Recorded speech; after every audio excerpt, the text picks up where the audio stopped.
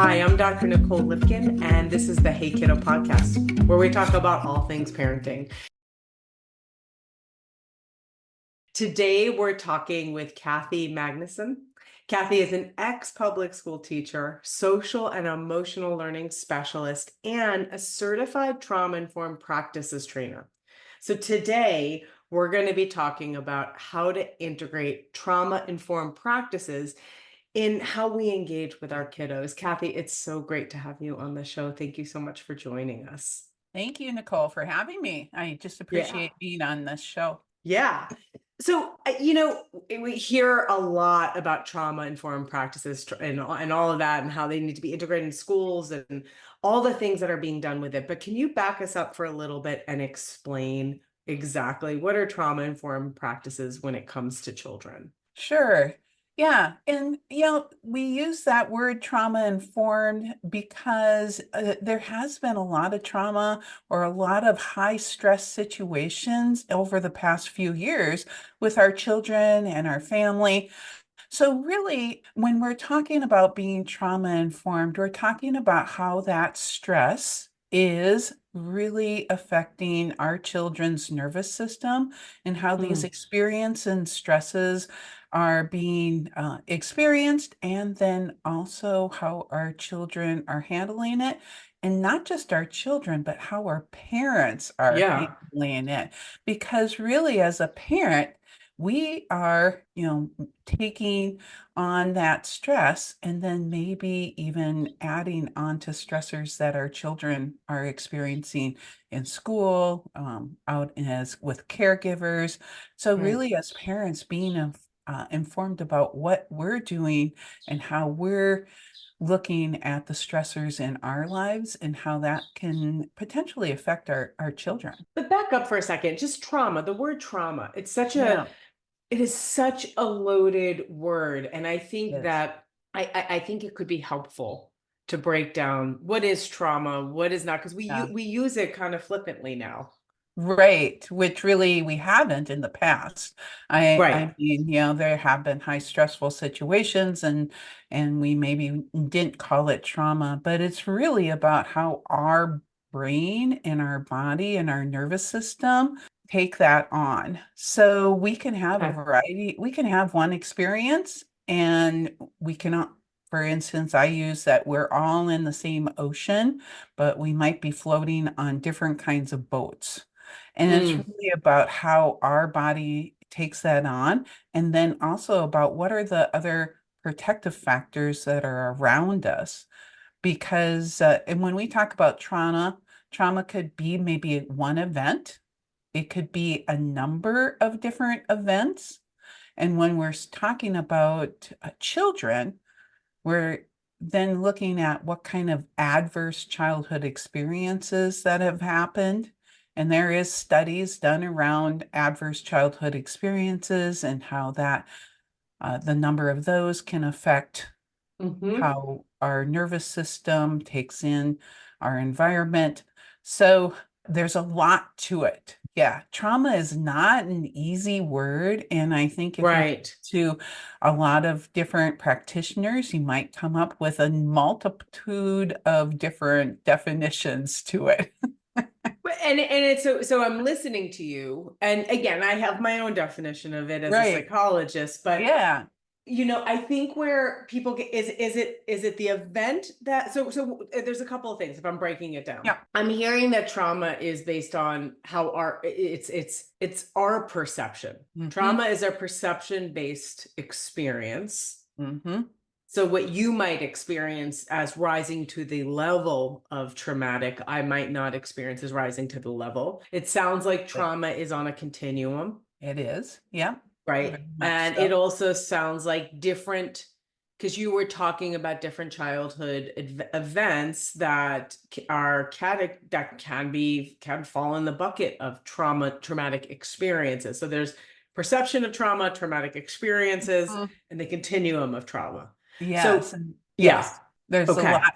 a lot to it. So, talking about trauma is not like a easy thing to talk about because too, as adults, then we carry those childhood events with us. Okay. But what Yeah. would be your definition of trauma if I were to force you to give me a definition?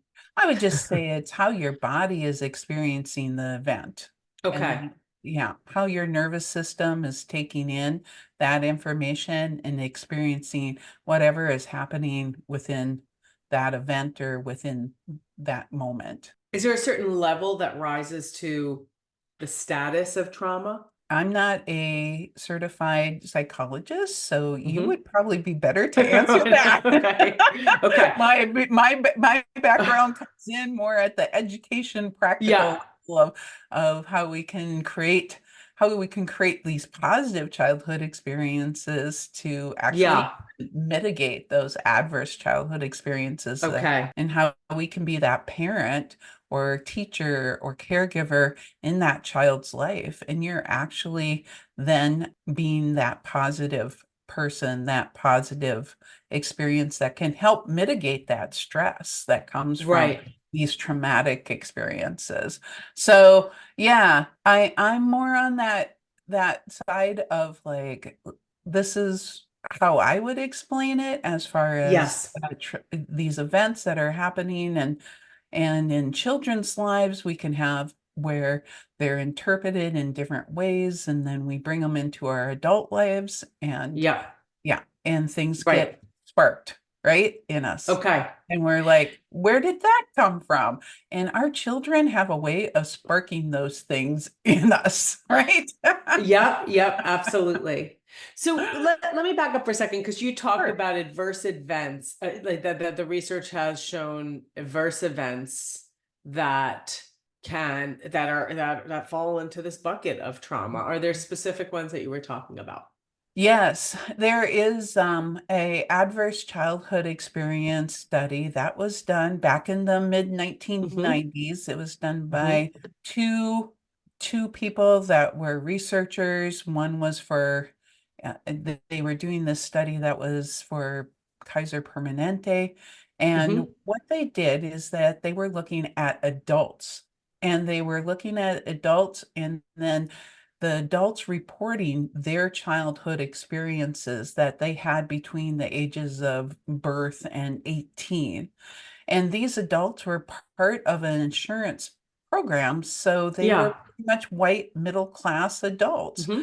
And Mm-hmm. what they found is that the more adverse childhood experiences, and they looked at 10 different factors, and you can Google those 10 factors, but they're physical abuse, mental abuse, divorce, sexual abuse. So there's 10 different factors that they looked at. And what they realized was that as the number of factors that people had in their childhood increased, so did the likelihood of health implications Mm. or addiction or Mm-hmm. um, Mm-hmm. you know, actually they found too, like weight. So they had looked at the study and people were gaining weight, right, to the point of Mm-hmm. obesity. They then, put them on all of these protocols. They lost the weight, but then again, gained it back again, recognizing then in their childhood background that they had abuse and Mm. linking that to the obesity. Hmm. So this is has like widespread implications in the world of healthcare, but also in the world of education, Yeah. because then too, looking at how that affects how our children take in their learning and parenting. So it has some really long-term effects. And then you add Sure. other traumas underneath that, like Sure. poverty and intergenerational Trauma. Mm-hmm. experiences and historical trauma. And then you add on top of that all the environmental things that have been happening, our Mm-hmm. climate change. In Mm-hmm. the last summer, I couldn't even go outside for a number of days because I live in northern Minnesota and we Mm. had wildfire smoke that Mm-hmm. I couldn't go outside. And, Yep. so all of these things kind of compound themselves. So that started with those 10 factors, but really has grown It's to, grown. Mm-hmm. has grown Right. to look at a lot more factors that can lead into this trauma-informed Okay. practices. So before we dive into that, I think it is important to give a definition because trauma, again, we were talking about the different buckets, but trauma is an emotional response. It's an It emotional is. response to Yep. a a highly stressful, significant event. And where some people, and again, the emotional response to a terrible event, having an emotional response to a terrible event is 1,000% normal. Right. Yes. It's so why feelings of having the emotional response is totally normal. It can persist. It can persist and impact other areas of someone's life. And that's where it can progress into something that what you're talking about that can impact someone's life in a negative way. Trauma can also impact people's lives in a positive way through the resilience built through the emotional experience. So there's a lot of different facets, but I just wanted to like put it into simple terms. And then there's events that are, again, the emotional response might not happen because it is based on how we react to it individually. But there are also very traumatic events, Yes. like a Yes. global pandemic, like an environmental event, like a school shooting. There are Yes. also like all of these things. Hmm. Yep. And so, Hmm. it's just, you did a great job of just distilling it down to, yeah, it's how our nervous system Yep. interprets these events that are happening around us. Right. And so when you come back to trauma informed practices, because again, that is what schools talk about so much, and parents might hear around when Right. they're learning about curriculum and different activities at school. Help me understand, a trauma informed practice is seeing it through the lens of trauma, or what's a good way to describe that? Yeah, it's seeing it through that lens of that we can just, as educators, assume that our kids have been through some traumatic experiences, especially coming out of the pandemic Hmm. and then Hmm. moving in. And you think about like the kindergarten, preschool children that are coming in, they're now the kids who were born during the pandemic. And so Okay. what they maybe were experiencing or how they may interpret things might be differently than maybe children who were born previous to the pandemic or coming into our schools. And we're just seeing those increased behaviors that teachers are kind of wondering, how do we go about addressing them? And these are What do you things, mean? Like, what do you mean an increased behavior? yeah. So these are things like just seeing students that aren't staying on task or Mm. kids who are acting out that you're Hmm. like, whoa, where did that come from? Or Hmm. doing things or being physically acting out and just kind of trying to figure out where is that all coming from? Right. Okay. So it's Disrupting looking through a classroom. framework of trauma. It's Yep. understanding that it's not understanding that behavior, emotional responses are shaped through our Exactly. experiences in life and Yes, having a fuller exactly. picture. Hmm. Yep, Hmm. yep. And just Okay. recognizing that the the student or the child is not doing it on purpose. For the most part, Hmm. it's an adaptive behavior. This is how they're adapting to the environment. And at times it's probably worked for them, at times it hasn't worked for them, but Right. this is where they're in that fight, flight, freeze, fawn mode Sure. of their brain. And so you're just in a space of reacting. And if Right. adults around them are also reacting, that just escalates things. So if we Right. as adults can look through it at a trauma-informed lens and instead respond to the child in appropriate ways or ways that are going to de-escalate things, then we can really get to that root of how can we help the child to better understand that this isn't a appropriate behavior in this situation. So, okay. I have two things to say to that. Sure. Yes. That is a really great thing to say for us to say here because you and I are just talking to each other. Right. But when you're a parent and your 6 year old is freaking out on you, or when you're a teacher and you have 10 kids who are having significant behavioral problems in the classroom and you have 30 kids in that classroom. Like it's an easy thing to say. It's Right. another thing to like figure out what you have to do emotionally to be able to navigate this. So let's talk about like Totally. the nice part about this, but then also how do you actually really do this for Right. yourself? Well, and that's where coming to talk about oftentimes when I come into school, teachers want to know what to do about the child's challenging behavior. And we have to kind of turn it back and say, well, how are you responding to that? And then Hmm. what are you doing for yourself, right? How Hmm. are you coming into this situation? What is your energy that you bring into the Hmm. situation? And yeah, it is hard as an adult. I know that from a parenting perspective. I know that from a teacher perspective. Right. And these are not skills that I learned in teacher training for sure. I mean, it has been a real path for me. And as Yeah. a parent, our children were adopted, Hmm. and we adopted all four of our children out of foster care all Wow. at once. And so there was a lot. Wow. Yeah, it was a big Wow. training. That was like, training by fire, right? Or Yeah. how they say that. And so Yeah. coming into our home, and then my husband and I really having to navigate all of the experiences that our children came from and hard experiences, and how was I going to be and how were we going to be parents to them has been a total journey of growth for me as a So person. what are the things that, if you don't mind me Yeah, asking about this, like no, what that is really intense.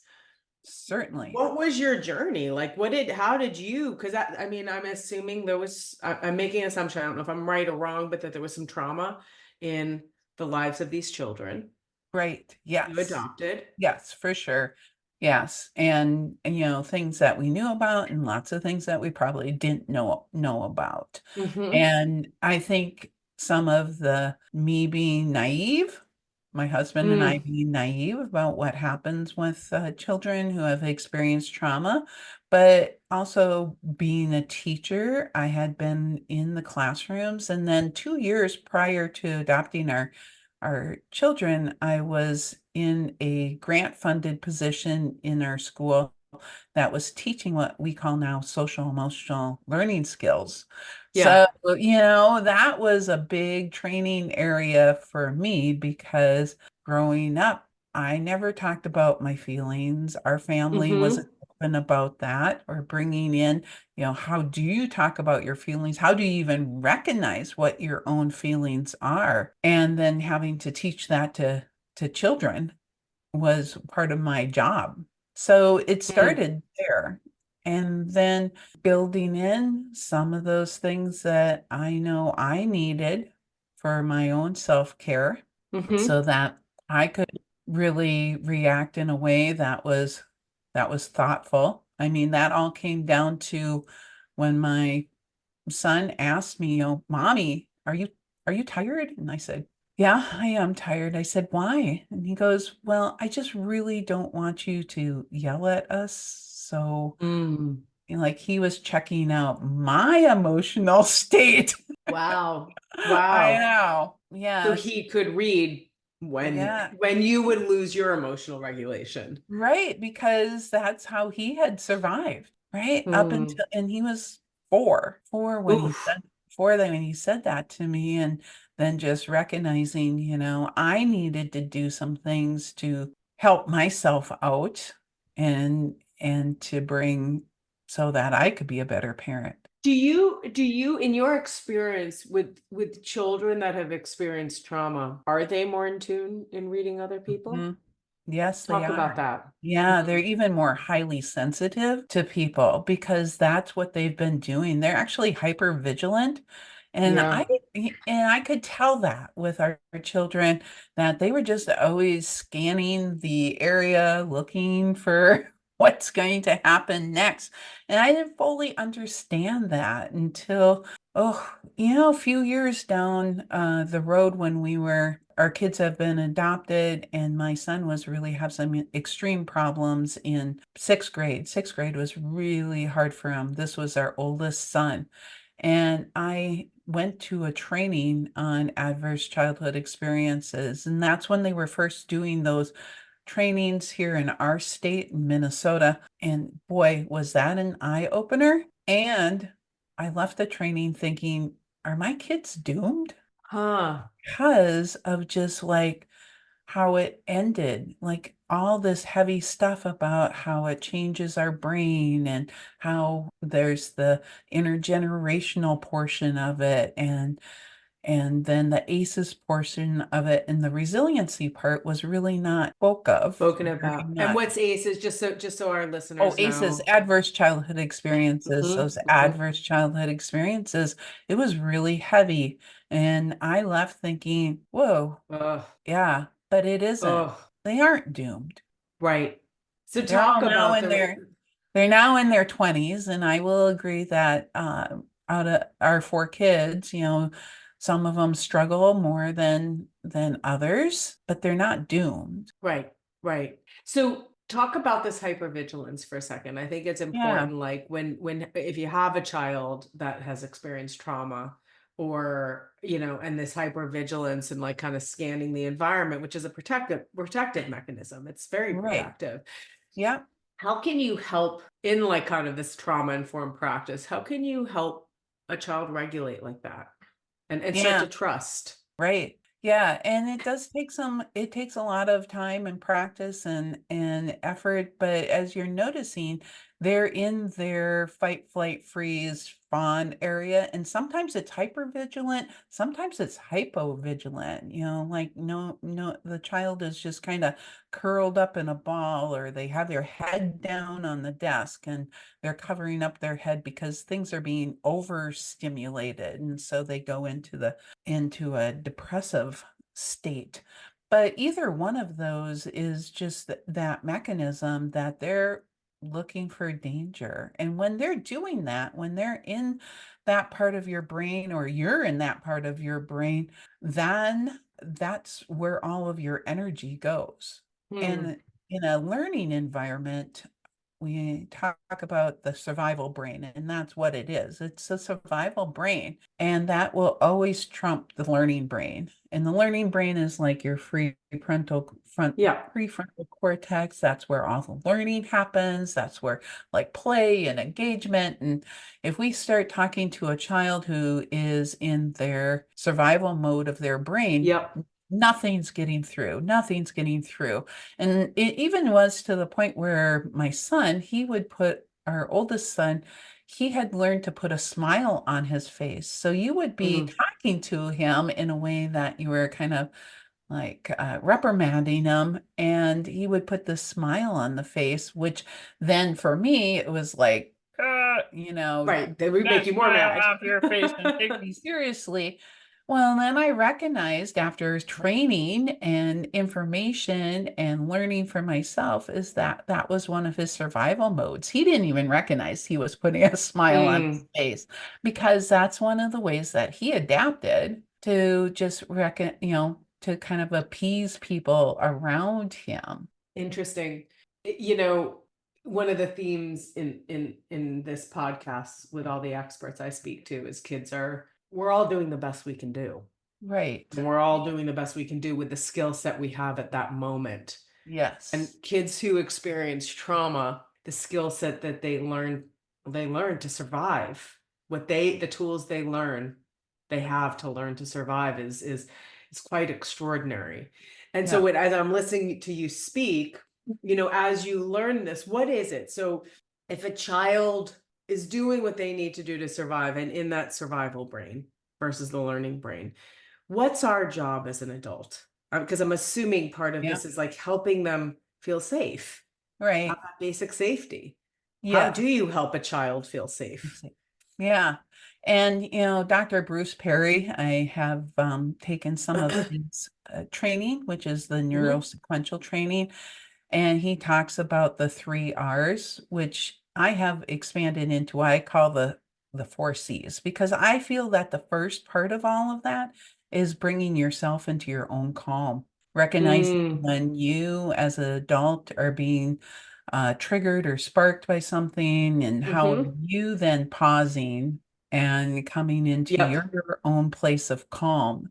And then co-regulating. So Dr. Bruce Perry talks about regulate to regulate. So co-regulating is when you as an adult are bringing in the calm and then helping a child to regulate, to calm down. And some of that comes from just like being with that child, as long as they're not hurting anybody else. Mm, Sometimes we get so uncomfortable. I know I got so uncomfortable when my children would start yelling and screaming yeah. and crying, and I had to figure out, okay, I'm uncomfortable with this. I have to bring in some calming for myself, and then I can help them to calm down. And that was a huge, that I'm still learning that. That's hard. It's Yeah. hard It's as an very adult, hard. right? Because you're unlearning some of the things of how you've responded to things. And Yeah. then offering your child the calm. And that's what we do though, too, with babies, right? We rock them. We offer Right. them calm by rocking Mm-hmm. them, by talking to them in a calming voice, to just sit with them, to Mm-hmm. hold them if they feel like they need to be held, Mm-hmm. you know. And since our children were older, I would ask my daughter, she didn't like to be held. And then but at points she did. And came to Yeah. asking her, do you need a hug? Do you want a hug? And if she said no, I would say, okay, I'm just right here, Yep. I'm just here for sitting you. by you. So if you Yep. need it, but yeah, So the calm, so it's getting yourself in a place of calm, as hard yeah, as that is. Then it's yeah, co-regulating, and yeah, part of co-regulating is, as you're saying, really just sitting with them and offering touch, offering hug, offering an ear, and just yeah. being Yep, and, there, and then connecting, so connecting. connecting with them, which is, responding, paraphrasing back to them. Oh, I see that, this is what I'm noticing, helping them to really, as they talk about Dr. Dan Siegel and Dr. Tina Payne Bryson, they talk about name it to tame it. So Yeah. really helping the child to name the emotions. Oh, it looks like you're really angry. I'd be really angry too if, this happened. So really helping them to Mm-hmm. name those emotions. And then you can start, for me, the fourth C is change, or Mm. helping them to see maybe what could you do differently? How could we Right. change that? But you really can't go to that part without going through the other parts, right? Right. Because Absolutely. otherwise you're right in that survival brain, Yep. and nothing's getting through. And very often, and I have done this multiple times, you go right to the part where you want, well, what could you do differently? Or The problem solving. yeah, or you need to apologize, or blah Mm-hmm. blah blah, Mm-hmm. and Mm-hmm. nothing's going through, nothing's getting into that part. So it's those Right. parts leading up to it that need to be done a multitude Mm-hmm. of times over and over and over again before you can build that trust, especially with a child who has gone through lots of adversity. It's interesting that you said that, because I think it's waiting until there's a kind of de-escalation, a kind of calm, to be able to talk. I'm going to use this word, but rationally with your child. Like, okay, the Right. apology and stuff. But I think it's really important that you say that when we're as adults, when we're escalated, when we're not emotionally regulated, our frontal cortex, we're not working. We're not working. We're not learning. No. We're not processing, we're not thinking straight. So it's the same. It's like but it's so hard when you, as a parent or an educator or an adult who's working with kids in some capacity, or caring for kids in some Right. capacity, when you see what the problem is and how to solve it. It's hard to wait and be patient. But that's, It I guess, is. part of our own emotional regulation. But I think that's key. It's that the learning can't happen when the stress brain has taken over. For sure. Yeah. Whether it's trauma based, whether it's stress based, whether it's sadness based, whatever it is, that emotion needs to be experienced first. Right. Yeah. And I don't think that's something that I know I, as an adult, didn't learn, right? Because I grew up, and not that my parents were bad parents, but that's just the way that they were parented too, right? You Yeah. didn't talk about your emotions. You don't Yeah. cry.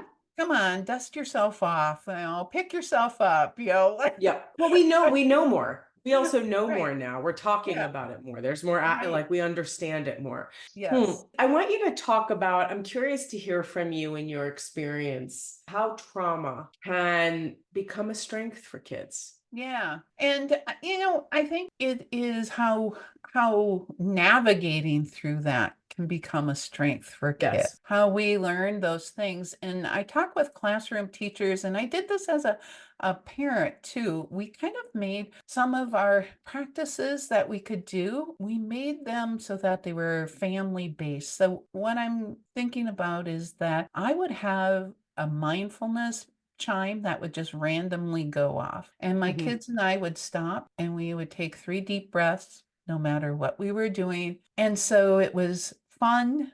It was something that we just did together. And what that was building a Mm. skill, Love building a that. skill. Because we know that if somebody just says, take 3 deep breaths, and you're in your survival brain, does that ever work? No, You know? does But it not. was building the skill of like how we can just stop and take some deep breaths. Or I had in a school that I was working in, there was a student who was always talking, always talking. Just every time I came in there, he had a running commentary.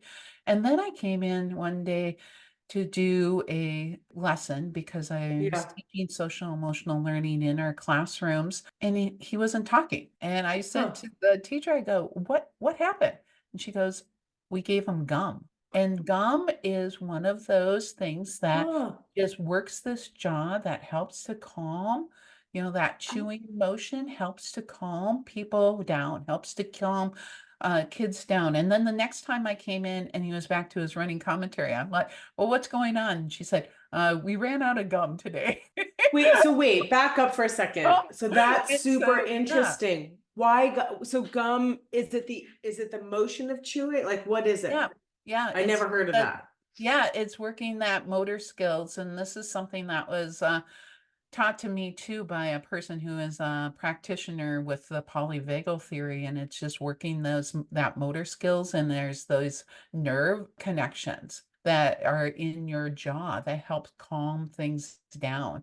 So if you Huh. think about like kids too, that just like that chewing motion, or sometimes you see them chewing on like pen caps, or you see them chewing on things, it's one of those things that are helping them to calm their nervous system down. What are some other tips That and was so tricks that interesting to that's me so too, interesting? What right? are some other tips and tricks like that parenting adults can Yeah. use? Well, definitely getting outdoors, movement, those sort of things are things that can help with regulation. Rocking, helping Mm. kids, Hmm. finding out what your child wants and needs. There was also like my one son, he really liked what we would call the weather report. And what that ended up being was I'd say, well, what's the weather? And then he'd say, oh, it's windy. So I would like, we had different motions. So I'd rub his Yeah. back, that was the wind. And then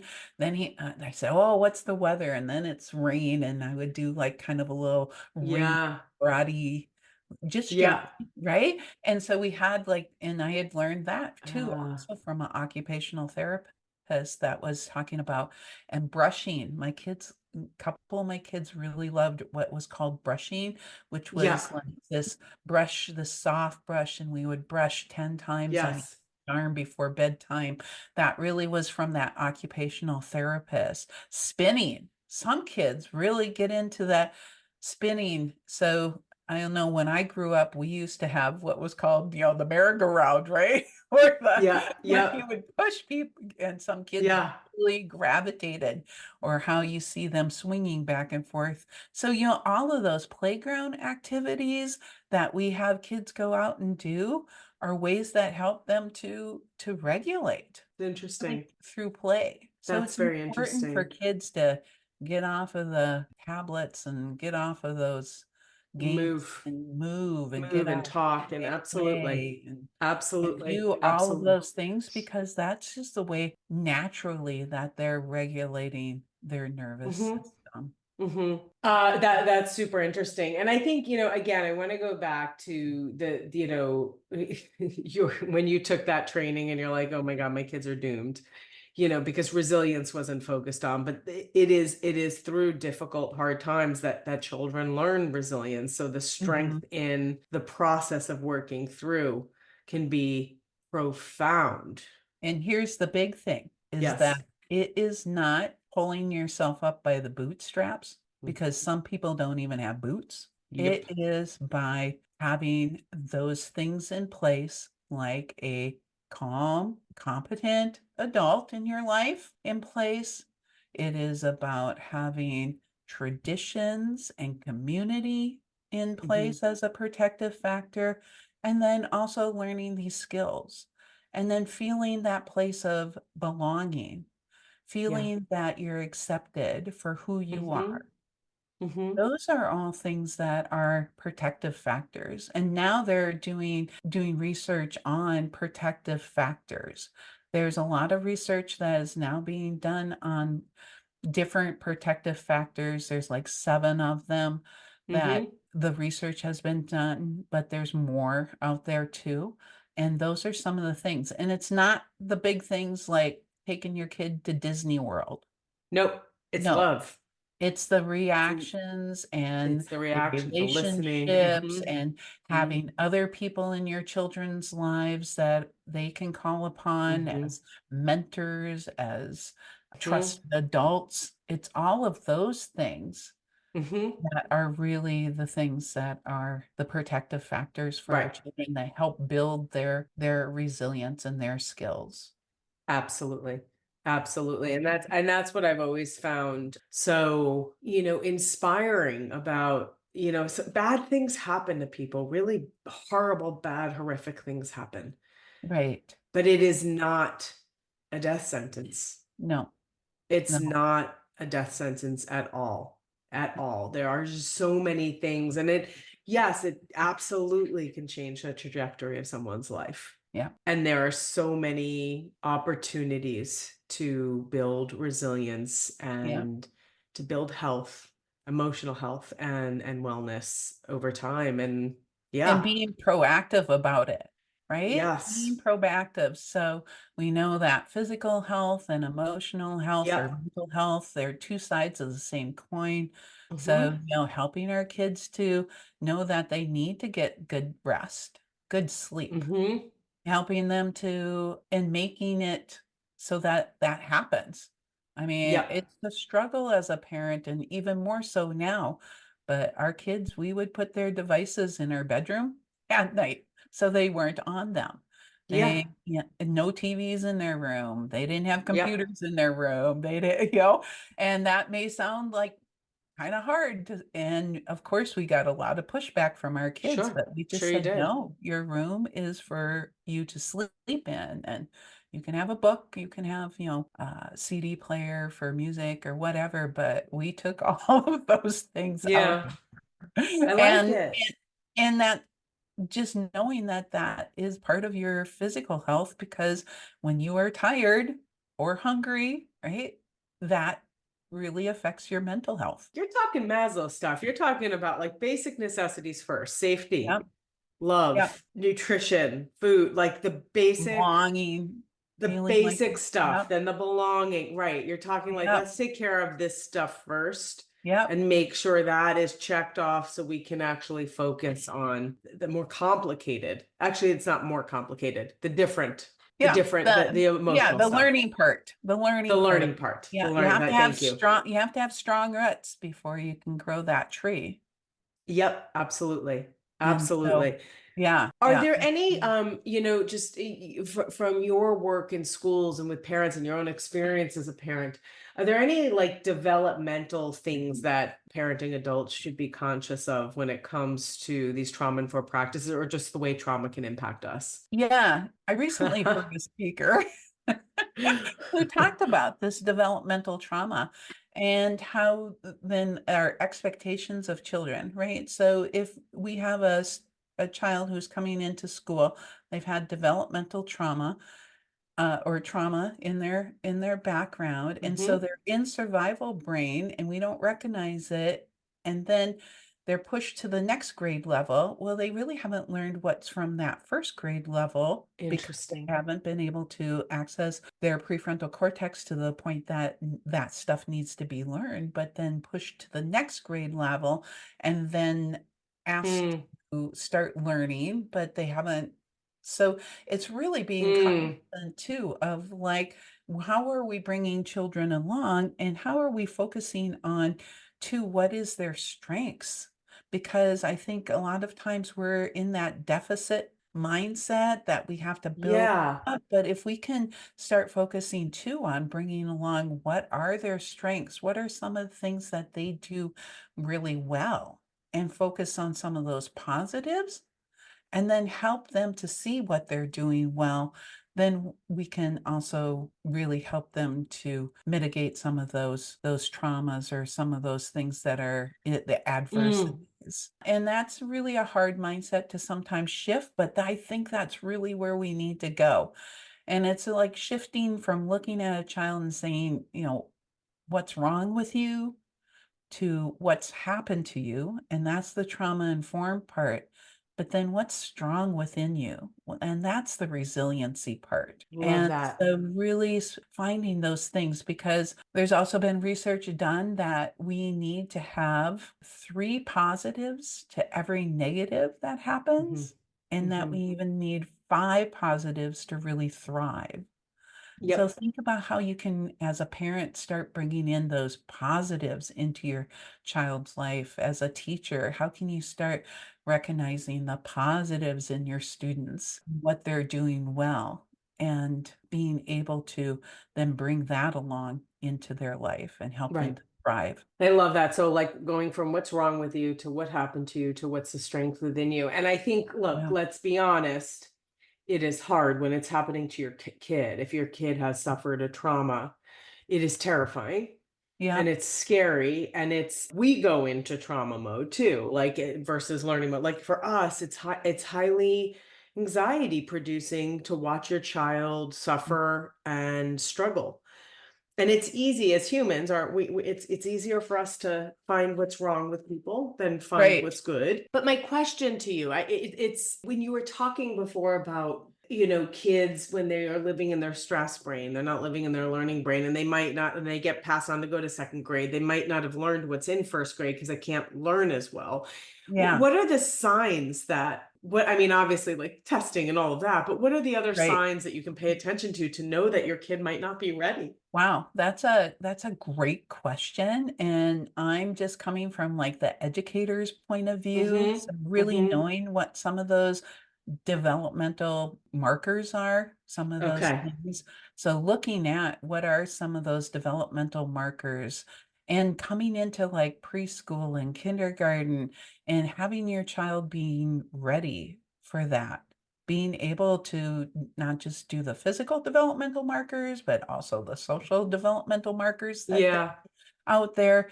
And that isn't that's not where my, what do you want to say, training lives.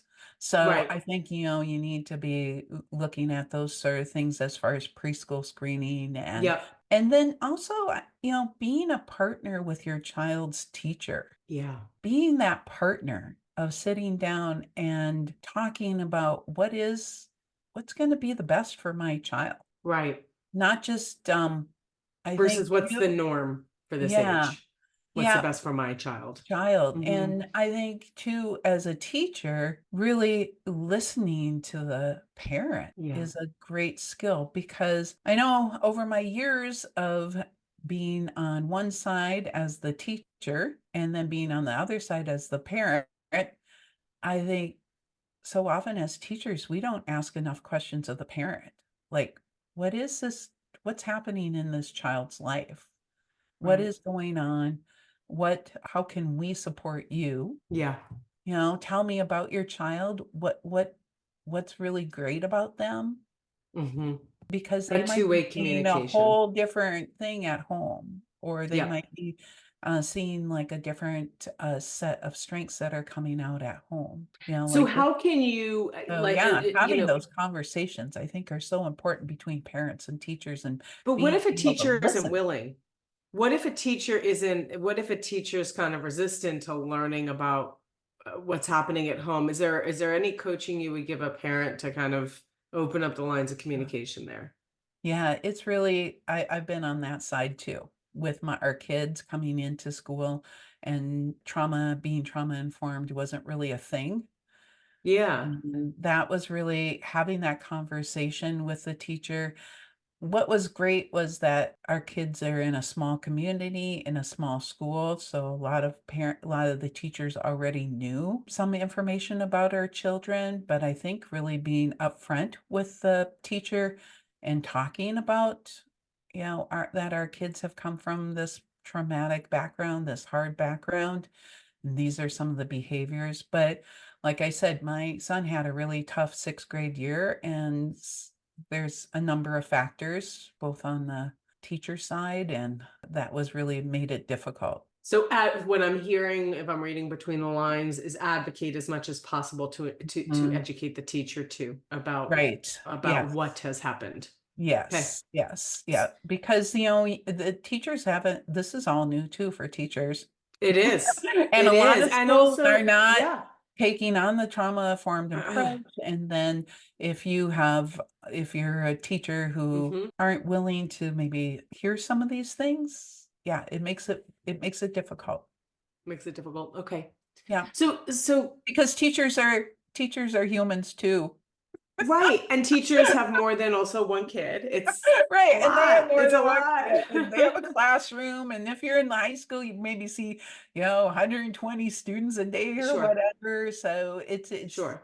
it's from both sides. I think we both have to be Yep. listening and empathetic with each other. And I'm going to put a plug in too that if the teacher isn't able to hear for whatever reason, Yeah, talking to school counseling services is yes, important. Talking to the school principal, yes. talking to the school nurse, What talking I to all the parties that are going to engage with your child, not just the teacher, is going to For help you. sure. Yeah. Hmm. And I know too that as a parent with my son in that 6th grade year, I really figured out that it was being overwhelming for him. And so Hmm. he had a Hmm. doctor's appointment every week that we went to. And Right. yeah, and I would take him out for the full day Yep. Yep. just because his nervous system needed to That's what he have, needed. that's what he needed. And Hmm. it was a therapy appointment, and probably Yeah. didn't need to be taken out for the full day, but I would take him out for the full day because Yeah. that's what he needed. So I want to make, before I ask you kind of your five takeaways, I think the other plug is as parents, it's really hard because you want your child to follow these milestones. Like, okay, they go to preschool to kindergarten to first, but sometimes that's not your child's trajectory. Sometimes Mhm. it looks different. Sometimes it is taking your child out for the full day because that's what your child needs. And I think that's hard to process sometimes for us as parents. Right, But it's also doing the work that we need to do to get comfortable with this is what happened to my child, and given that my child needs this trajectory or right. needs it to look like this for now, Yeah, yeah. which is really really hard to not follow the norms of but the good news is that today the norms are different. There What are is no norms. normal, What right? is Yeah, normal, there like, is a good. whole, yeah. Which is good. So Kathy, for our listeners, if what are the top five takeaways that you would want people walking away with today? Yeah, so the top 5, I would say number 1 is you need to be that calm, collected adult for your child. Mm-hmm. And however you go about creating whatever routines you need within your life to do that is just benefiting others, benefiting your family. So Mm-hmm. I think that's number one. I think number two is to just recognize that if a child is in their survival brain, that learning isn't happening. So helping them to move from that survival brain into your learning brain. So Mm-hmm. what that process might look like for each child or each situation might be different. I think the third thing is just to recognize that what's strong within yourself and what's strong within your child. Yeah. See if you can name 10 things that are good about you. What's Yeah. 10 things good about you, right? Because we have to recognize our own strengths and then, start looking and helping your child to recognize what's the strengths Mm-hmm. within themselves. Have compassion and grace. I don't think we talked about that, but that would be my next one, is to recognize we're all doing the best we can with the Yeah. skills that we have. And then lastly, be proactive. Yeah. Start building in some of those things. Like I talked about, mindfulness, ways of calming, that you're doing for yourself, for your child, getting outside, playing, Yeah. be proactive with some of those things that are going to help your child to learn, because ultimately we want them to be able to regulate themselves, right? Yeah. Them noticing that they're feeling angry or sad or upset, or what's happening, having them recognize that within themselves. And so building in some of those things to be proactive. Oh, and if they would like to know more, they can check out my website, at Wildewood Learning, which is WILDE woodlearning.com. And then on there too, I have a free gift where they can click at the bottom of the website, and it is 5 ways of moving from the survival brain into the learning brain. So there's a little handout and video that you can sign up for. And I just encourage people to do that. Kathy, thank you so much for being on the Hey Kiddo podcast. I really appreciate your insights. This was very, very helpful. Yeah, thank you. Thanks for listening to Hey Kiddo. If you like what you hear, give us a review wherever you get your podcasts. Learn more about Hey Kiddo at our website, hey-kiddo.com. Have a question for our experts? Email us at hello@hey-kiddo.com.